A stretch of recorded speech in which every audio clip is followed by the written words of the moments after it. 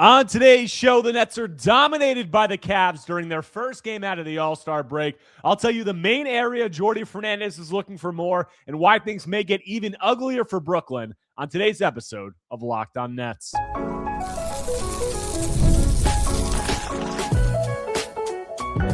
You are Locked On Nets, your daily Brooklyn Nets podcast. Part of the Locked On Podcast Network, your team every day. Welcome in to Locked On Nets right here on the Locked On Podcast Network, now the #1 sports podcast network. It's your team, the Brooklyn Nets, every single day. I'm your host, Erik Slater, Brooklyn Nets beat reporter for ClutchPoints.com. Thank you for making me your first listen of the day. This show is 100% free on all those great platforms. Today's episode is brought to you by 5 Hour Energy. Have your cake and drink it too. Birthday cake flavor is back. No fork needed. Vanilla-y cakey flavor, caffeinated kick, and no sugar. It's party time. Order now at 5hourenergy.com or Amazon. And on today's episode, I'm going to be recapping Brooklyn's 112-84 loss to the Cleveland Cavaliers on Thursday at Rocket Mortgage Fieldhouse. And this was a game that the Nets were not ready to play whatsoever. Obviously, a game that they had little to no chance of winning against a streaking Cavaliers team. But Brooklyn came out completely lifeless in this one. And that is pretty noticeable given it's the first game out of the All-Star break. You know, you can say that maybe you should be sluggish coming out of the All-Star break, but there's also an argument to be made that you haven't played basketball in a while and you should be kind of rested, rearing, ready to go. And the Nets were very far from that. They suffered a wire-to-wire loss, their 8th of the season. That's an NBA high, and they trailed by as much as 43 points. And the first 2-3 possessions of this game were really just emblematic of how the entire contest was going to go, because the Nets came out and they had 2 defensive lapses on the first 2 possessions of the game, one in a half court, and then giving up a wide open shot in transition on the following defensive possession. And Jordi Fernandez called timeout 40 seconds into the game and was clearly not happy. And it was just a sign that the Nets weren't ready to play. And they came out lifeless and they were dominated. They showed fairly little fight throughout the game and they were just completely outclassed. And frankly, for much of the game, they, obviously were at a talent deficit, but they didn't look like they wanted to be out there. And Jordi Fernandez said after the game, talking about that timeout that he took 40 seconds into the game, said it was 2 mistakes that were completely controllable. And it just tells me about the readiness of our players. It was a lack of effort and readiness. And that's not what you want to see, obviously. And it's tough when you're tanking because you've built a team that the intent right now is to lose in the here and the now. So trying to get these guys to compete at the highest level on a nightly basis when they're often at a talent deficiency and it's a known thing that the team is tanking, it's a very difficult proposition. It's a really difficult thing. It's why teams don't want to tank, but that's going to be Jordy's task for the rest of the season. And tonight,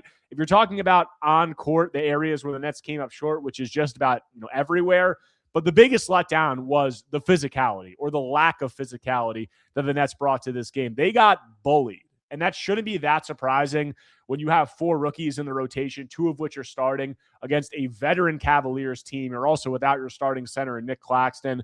But the Nets were just thoroughly bullied, on both ends of the floor, especially defensively, like down low in the middle. Jared Allen was just putting Nets, through the basket, putting Nets, tossing Nets to the baseline when he was going for offensive rebounds. And Nets just really had no answer. And it was a disappointing Day'Ron Sharpe game, with Nick Claxton sideline. Day'Ron's going to have at least a few games here that he's starting. And tonight he had 4 points, 5 rebounds, 3 assists, 1 of 5 from the field. He was a minus 28. That was a team worst in 19 minutes, only played 19 minutes. So yeah, it was not a good Day'Ron game. And you look at the rest of this Nets team in terms of physicality, as I said, there's a lot of rookies. So who are the guys you're looking for to set the tone physically?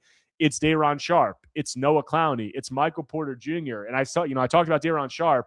Noah Clowney and Michael Porter Jr., I don't think that they did that much in that area either, especially Noah Clowney. I mean, Noah, he's got to bring more on the defensive boards and just more of an interior presence overall. And we obviously know that is a work in progress for him. He's a guy who just started to put on a little bit more mass, a little bit more upper body strength, but he's just a guy, even with kind of like that slighter frame, which is something that we see on a lot of Nets players, he just needs to be more willing to throw his body around. Like, there's too many plays, especially in this first half, where Jared Allen's battling for offensive rebounds, Evan Mobley's battling for offensive rebounds, and Noah Clowney is just kind of a bystander. Like, the shot goes up, you see Jared Allen there, like, ready, trying to get in position for an offensive rebound.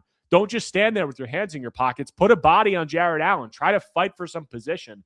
And we just didn't see that from Noah Clowney in this game. What did he finish with? He finishes with 1 rebound. Noah Clowney, 1 rebound in 20 minutes. Like, you just need better. And obviously, like, rebounding, it's gotten a little bit better for Noah, but overall, it has been a deficiency of his. And, tonight I think was a game against a physical Cleveland front court where you saw the Nets get bullied, and Noah Clowney was a big part of that, as was Day'Ron Sharpe and Michael Porter Jr. and some of the other ways the Nets came up short defensively. And then you talk about the offense.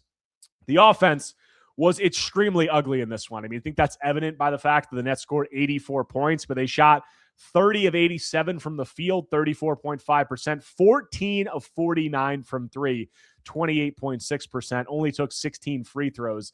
And that's just like, if you're talking about this Nets team right now, the ways that they're going to be able to compete against these above average teams, let alone a really good team like the Cavaliers, they really only have a couple of ways. One is MPJ is going to need to go nuclear, and he did not tonight. I mean, he was okay in the first half. He didn't really play much at all in the second half. He finishes with 14 points on 5 of 13 from the field, 1 of 6 from 3. Didn't do anything in the second half. So obviously not a high-level game from him. But I said 2 ways. One is MPJ going nuclear. The other is that you're going to need to get really hot from 3 as a team, because if you're talking about teams that have, a glaring talent deficiency or a glaring talent deficit compared to the competition, one of the main ways that you see teams kind of make up for that is by 3-point, variance and shooting variance and getting really hot. So the Nets need MPJ to get really hot against teams like this and go nuclear. They need to get hot from 3. Sometimes they're going to need both of those things, and they got neither tonight, and it resulted in them getting blown out by a Cleveland Cavaliers team that looked really good. I mean, the Cavs are a deep team, and obviously they kind of like completely revamped how they're going to be doing some things, bringing James Harden into the fold, and they're going to need some time to get used to that. But they were really hot, coming in the games leading up to the All-Star break. They looked really good in this one, obviously against a bad opponent, but like, that's a deep team. And you look at them, like James Harden looked really good tonight. He had 16 points, 9 assists, 2 turnovers, 6 of 8 from the field, 3 of 5 from 3. So really good game from him. And then you put him alongside Donovan Mitchell, kind of taking some of the scoring load off of him. And you have Jared Allen, Evan Mobley. You have some of the depth that they have, especially once they get healthy. That's a good team, man. And like, they are, a team that obviously was struggling, and they look like they're going to be every bit in contention come around Eastern Conference playoff time. We also had the Knicks tonight, got blown out pretty much by the Pistons, who were without Isaiah Stewart and Jalen Duren. So, the Cavs, the Knicks, the Pistons, like, that's going to be the mix. And the Cavs and the Pistons both looking pretty good right now. But getting back to the Nets, I said this is ugly. It's going to be really tough for the Nets against these above average teams. And you look at the upcoming schedule, it's not going to get much easier for the Nets. I've said, going into this game, that 12 of their 17 games out of the All-Star break are against teams with winning records. And you look at the slate after this, you have OKC on Friday. I expect Michael Porter Jr. and probably Yegor Dioman to sit that, because they have not played a back-to-back all season. So even if those guys play, that's probably a loss, even with SGA sideline. And with them sitting, that's a loss. Then you got the Hawks, Mavs, Spurs, Celtics, Cavs again, 2 matchups with the Heat, and then the Pistons. So not exactly an easy slate coming up. And you look at it after this loss tonight, the Nets loss, and also the Wizards beat the Pacers in a tank fest over there. So with that, the Nets made up some ground in the draft lottery standings tonight. And after this loss, they are now tied with the Washington Wizards for 4th place in the draft lottery standings. And they're 1 game behind the Pacers and Pelicans. And they're really, they're 2 behind in the loss column, but they're tied wins. The Pacers, the Pelicans, the Nets, and the Wizards all have 15 wins. So the Nets have a real chance. I said difficult upcoming schedule. And with the Wizards picking up a win tonight, and the Wizards are going to play the Pacers again on a back-to-back or, a home-and-home coming up. So that's going to give the Nets a real opportunity. Like, they are sniffing the door of that, number 2 spot in the draft lottery standings. And I said the Pelicans are a team that don't have their picks, so they're going to be trying to win. So with tonight's loss, with the Wizards win, with another upcoming Pacers-Wizards matchup, and with the Nets' difficult upcoming schedule, they have a real opportunity to make up some ground in the draft lottery standings and potentially put themselves in position to be in as high as 2, which would be a massive victory for them in terms of, if you get to 2, the lowest you can fall is 6, and obviously you maximize your odds of getting even higher. So that would be really nice to see for them, and it's going to be something to monitor moving forward. But outside of that, just talking more about this game, I said you got 4 rookies in the rotation playing against a veteran Cavs team, and for the most part, it was a major struggle. So what did we see from the Nets rookies that played? What are some of the improvement areas that fans should be looking for from them moving forward? I'll get into all that when I continue Locked on Nets after a quick break. Guys, ever wanted to experience the NBA Finals live and in person? FanDuel is giving you the chance to turn that dream into reality with their NBA sweepstakes. Here's how it works. Use your profit boost on any NBA future, and you'll automatically be entered for a shot to win an NBA Finals trip for 2. That's right, flights, tickets, the whole experience. If you're already looking at the board and thinking about which team can make a deep run, this is the perfect time to lock in. Futures, you'll love them this time of year, whether it's picking a team to win the championship or grab a conference title. It adds an extra layer of excitement to every game down the stretch. And now not only can your pick cash, but it can also send you to the finals. Visit FanDuel.com to get started. Use your profit boost on an NBA future and get entered for your chance to win a trip to the NBA Finals. Play your game with FanDuel, the official sports betting partner of the NBA.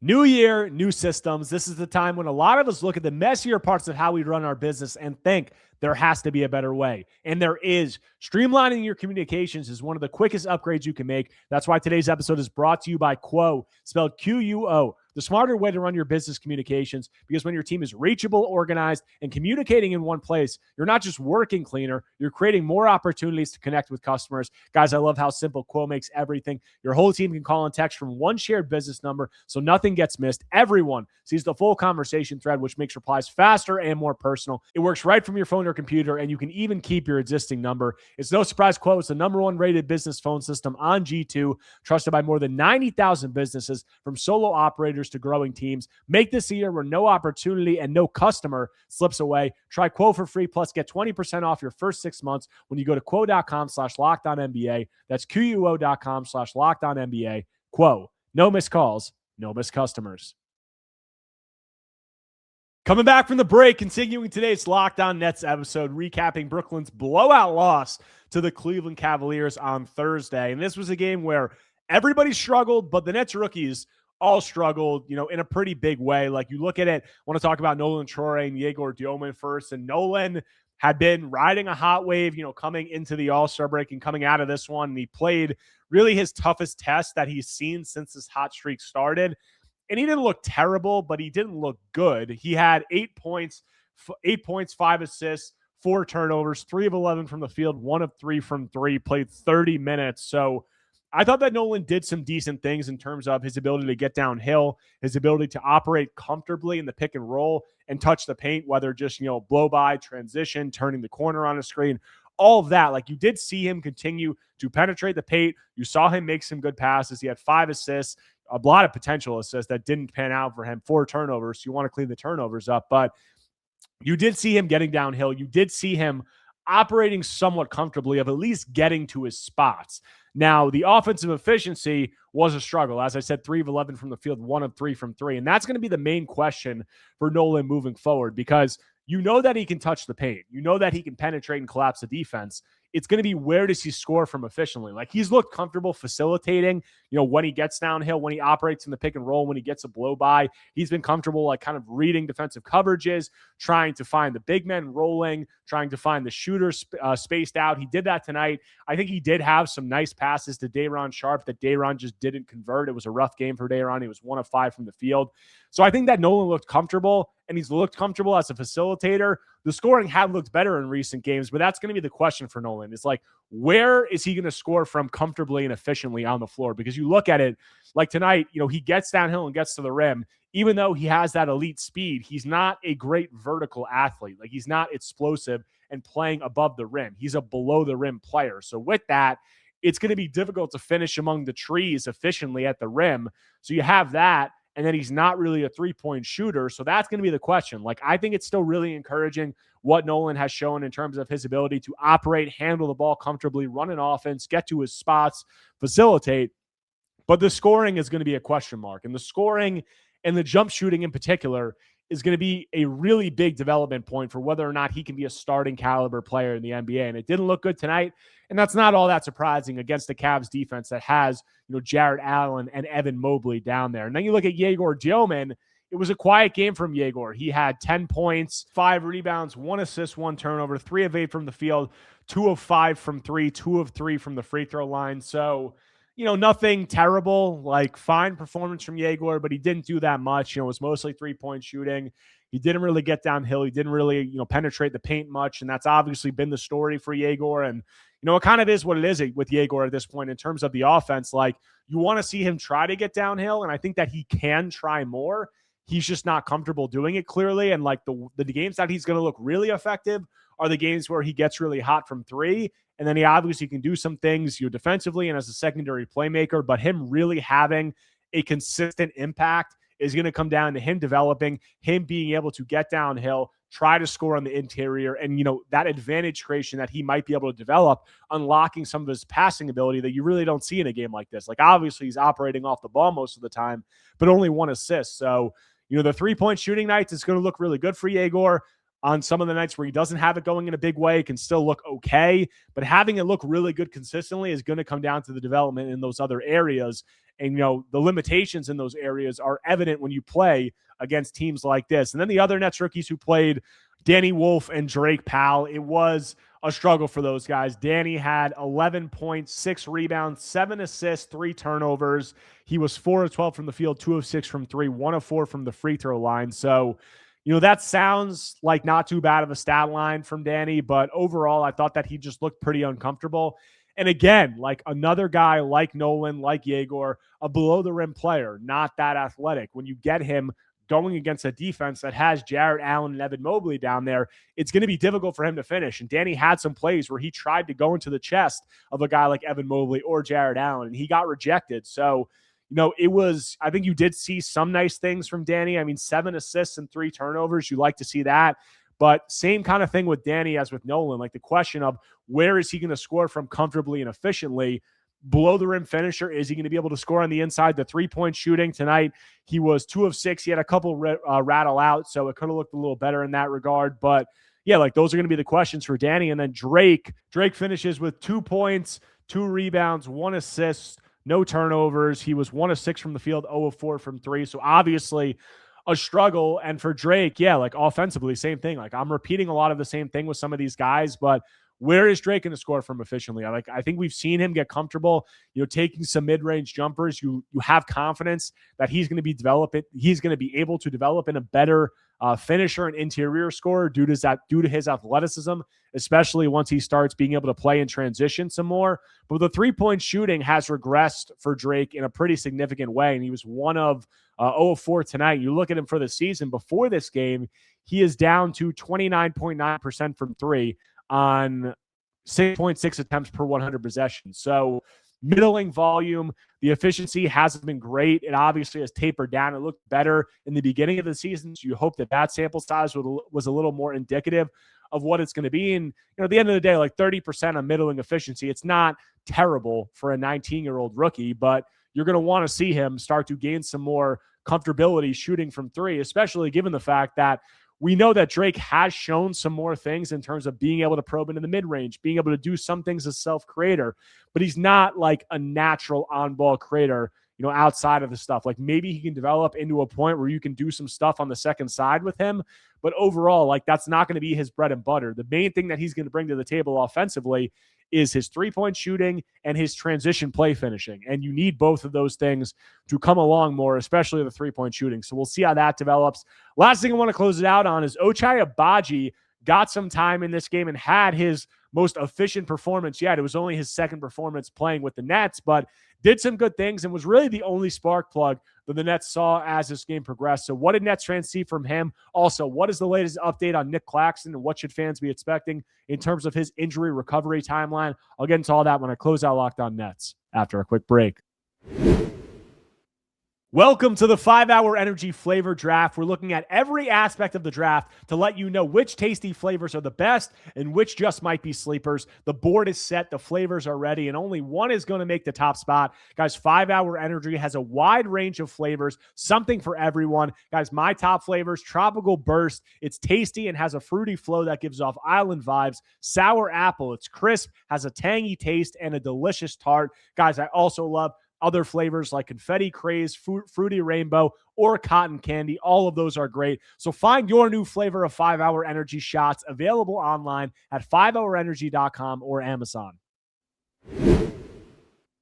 Coming back from the break, closing out today's Locked On Nets episode, talking about Brooklyn's blowout loss to the Cleveland Cavaliers. And one of the bright spots that I want to talk about is Ochai Abaji, who was obviously the Nets' deadline acquisition, him and Josh Minott. Josh is down with Long Island right now, so he was not active for this game. But Ochai was second game active with the Nets, and he was probably the Nets' best player tonight. I mean, he obviously wasn't tasked with doing as much as some of these other guys who are playing on the ball, but Ochai finishes with 13 points, 3 rebounds, 3 assists, no turnovers. He was 5 of 8 from the field and 3 of 6 from 3, and it was just nice to see Ochai get a little comfortable as the game progressed, because he's a guy who is having a career worst shooting season, or was having a career worst shooting season with the Raptors. And that obviously led to them deciding to move off of him as a salary dump. But he had a really good season last year, and it did not carry over to this year. So to see him out there, to see him getting a little bit more comfortable, shooting the 3 a little bit better. He was 3 of 6. He had another one that got waved off because the shot clock had expired. So he could have been 4 of 7. Just nice to see him gain some rhythm, because he had been shooting like 18 or 19% with Toronto during the first half of the season. So seeing him gain some rhythm there, that was nice to see. And then also, you did see some plays where his athleticism, you saw how that could be an asset. Like you saw him have a couple of nice blocks. You saw him rebounding the ball better than some of the other Nets. You saw him running the floor. Like, he is a strong, physical, athletic guy who you hope can play some defense, who can also be potentially a weak side rim protector, a rebounder, all of those things, run the floor in transition. So you got to see all of that from Ochai, and he's a guy who, look, the main reason that the Nets acquired him was because he was a salary dump and he came alongside an unprotected 2032 second-round pick from Toronto. But still, he's a guy with some past pedigree. He's a guy who I think you could say has more upside, obviously, than some of the guys the Nets have on the end of their bench, whether you talk about a Jalen Wilson or maybe even a Zaire Williams. So it's not out of the question that he could be a guy who's back. He's only 25 years old, and Jordi Fernandez said after the Nets acquired those guys, Abaji and Minott, that the Nets brought them in for a reason. And sure, like, what else is Jordy going to say? Obviously, he's going to say that, but I don't think it's out of the realm of possibilities. The Nets got that 2032 second-round pick, and then you look at Abaji and say, look, this is a no-risk flyer. Like, this is a for free flyer for the rest of the season, and Ochai is going to be he could be a restricted free agent this offseason, but I would wholeheartedly expect the Nets to not extend him a qualifying offer, so he'll be an unrestricted free agent most likely. But if the Nets like what they see during the second half of the season, it's definitely not out of the question that they could bring him back on, kind of a bridge prove-it deal like they did with a guy like Zaire Williams, and give him a little bit more of an extended runway to see how he performs and see if he could potentially be a piece who could stick with them. So nice to see Abaji getting a little comfortable, and it's going to be a guy who definitely should be monitored throughout the rest of the season. And the last thing I want to touch on is just the Nick Claxton injury update. Jordi Fernandez did not give a grade or a severity of the injury, but he did say that Nick was not traveling with the Nets, so he was not in Cleveland, and the Nets have OKC on Friday. So Nick is going to be out for that game, and then the Nets play the Hawks on Sunday, and I would assume that he's out for that one. So we don't know the severity, but we saw in this game that, Day'Ron Sharpe struggled. I don't expect him to struggle to that degree during the coming games, but you have him in the starting center, and then beyond that, you look at the backup center minutes, that's going to a guy like Danny Wolf, who really hasn't had any experience playing there and is not the best equipped to be playing their extended stretches. So that is going to lead to some struggles, especially against teams who have high-level front courts. And we're playing another one on Friday with Isaiah Hartenstein and Chet Holmgren. So we'll see how that plays out. But the Nick injury is obviously going to be a big storyline as the Nets move forward. But that's all I got for you guys on today's episode of Locked On Nets. If you guys do not already, make sure to subscribe to Locked On Nets on YouTube and wherever you get your podcasts, whether Apple Podcasts or Spotify. If you enjoy my content, take a second right now, smash that like button, leave a comment, leave a 5-star review. Anything you could do to engage is much appreciated. And that's got the OKC Thunder on Friday, so I'll have coverage of all that and more when I'm back tomorrow talking more Brooklyn Nets basketball.